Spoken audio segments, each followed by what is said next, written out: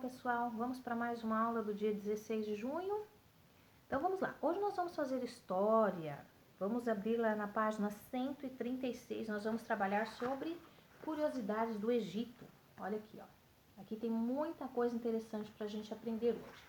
Então eu vou fazer a leitura e vou fazendo algumas colocações aí no decorrer da leitura, tá?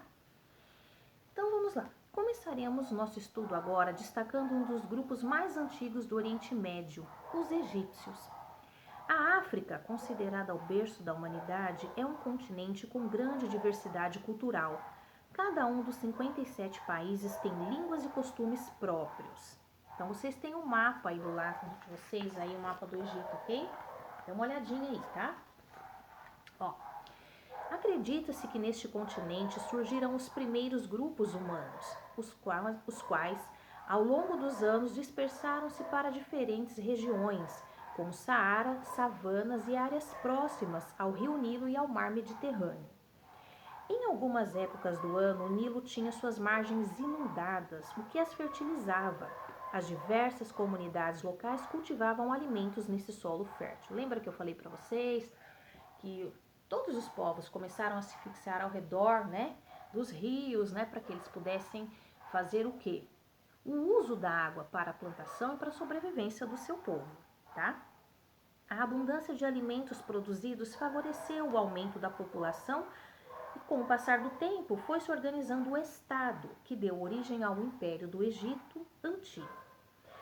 O Estado egípcio era comandado pelo faraó, isso nós já sabemos, já vimos até em filmes, né? Cuja função era administrar todo o reino e o exército. Dessa forma, o faraó contava com muitos auxiliares, compostos por escravos, faziam todos os tipos de trabalho, e geralmente eram aqueles mais humildes, né? Camponeses cuidavam da terra e dos animais, artesãos, que eram os pintores, pedreiros, carpinteiros, escultores, né? O faraó, que era quem governava o estado e a segurança de todo o território, né, do Egito. Os escribas, eles registravam por escrito tudo aquilo que considerassem importante. E os sacerdotes, que eram os representantes do faraó. Então, todas essas bolinhas aqui representam um grupo de pessoas que habitavam o Egito, cada um com a sua função, cada grupo aqui com a sua função. Para os egípcios, o faraó era escolhido pelos deuses para governar o seu povo. Por isso era considerado absoluto no Egito Antigo. Essa civilização adorava inúmeros e diferentes deuses. Muitos deles tinham a forma humana ou de um animal. Era comum eles adorarem, o boi ou a vaca ou algum outro animal que eles achavam que era sagrado. Não somente pessoas. Essa civilização adorava inúmeros, já falei da civilização, que muitas vezes eles adoravam dois deuses ao mesmo tempo. Tudo o que acontecia na natureza era explicado pela religião, tudo tinha um porquê, entendeu? Por isso eles cultuavam vários deuses, de acordo com a cultura deles, cada um tinha o seu propósito, e eles buscavam esses diversos deuses dependendo ali da sua intenção, vamos dizer assim, tá? Agora nós vamos aqui para a página 137, esse quadrinho muito importante, ó. Observe a figura seguinte para conhecer o nome dos principais deuses do Egito Antigo, porque vocês vão ver que eles vão se dividir depois, bem como o que lhes cabia fazer, defender ou proteger. Então aqui a gente tinha o deus Osíris, que era o deus da vida após a morte, a deusa Ísis, deusa da maternidade, mágica e fertilidade, mágica, né? Horus, deus da vingança, céu, proteção e guerra. Tote, deus do conhecimento e sabedoria. Ra, deus do sol. Legal, né? Set, deus das tempestades, do deserto e do caos. Amun, rei dos deuses e deus dos ventos. Tá, deus da criação, das artes e da fertilidade. Hathor, deus da criação, das artes e da fertilidade.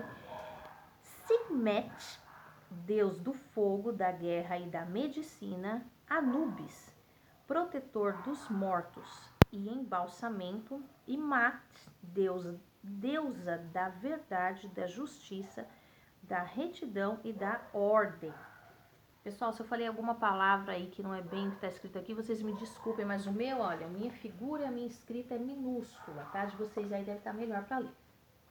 Então, vocês viram os deuses aqui mais cultuados no Egito, tá?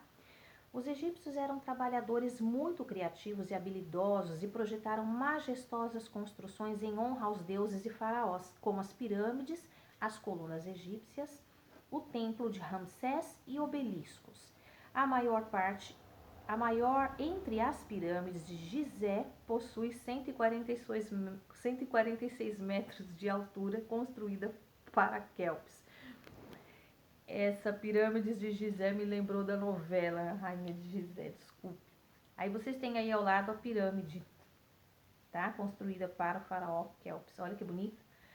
Depois da morte, o corpo do indivíduo era preservado pelo processo da mumificação, que nós vamos ter um trabalho grande sobre a mumificação daqui para frente, vocês vão ver.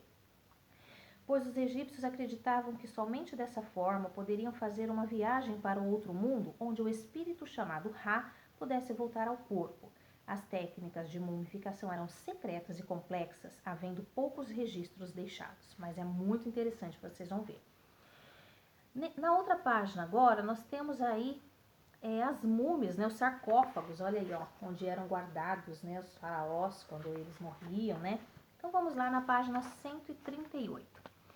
Quando prontas, depois de embalsamadas, as múmias eram colocadas em sarcófagos, que são as urnas funerárias, aqui medo, né? E levadas para os túmulos, as pirâmides. No Egito Antigo, esse procedimento só era usado com os grupos mais importantes, né?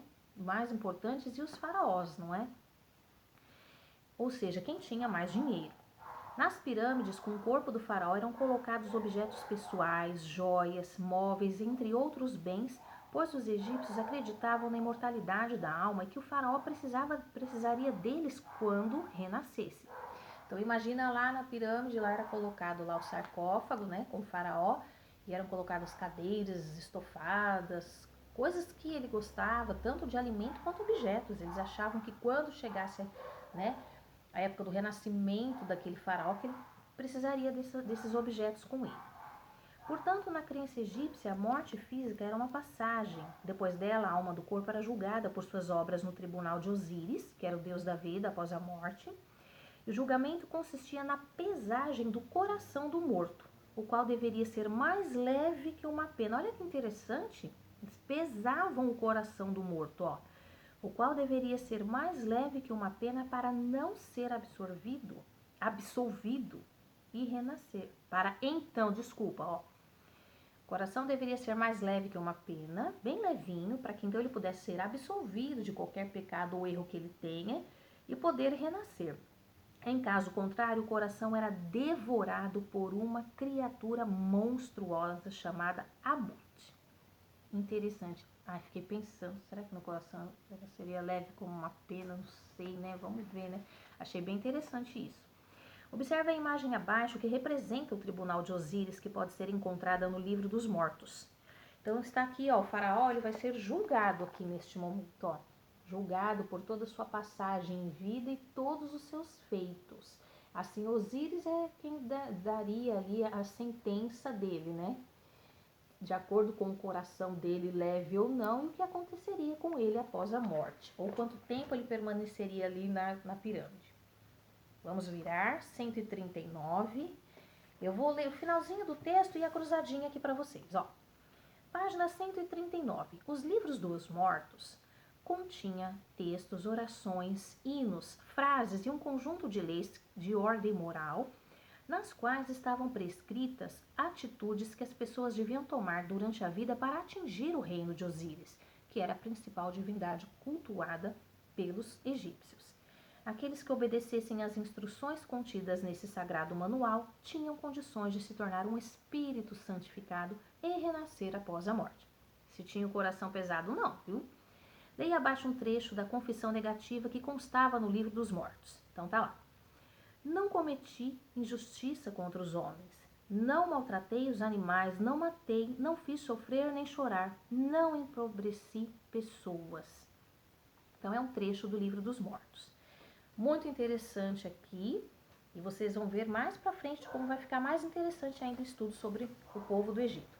Agora vamos para a nossa atividade de hoje. A nossa aula está chegando ao fim. Ainda na página 139, vocês têm uma cruzadinha que diz assim, ó. Diálogo com o texto.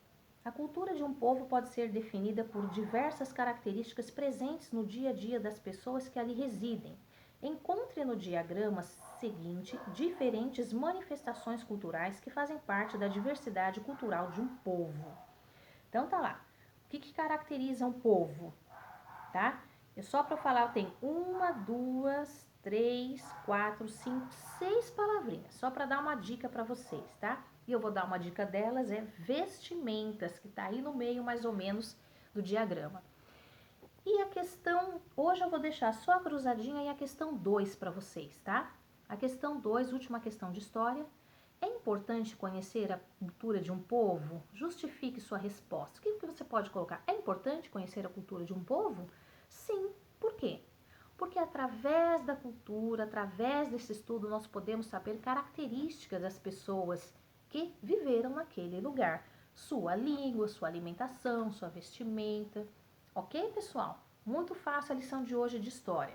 E as próximas questões vão ficar para a próxima aula, que vai ser um pouquinho mais extensa que essa, tá bom, pessoal? Então, por hoje, beijo, é só. Tchau!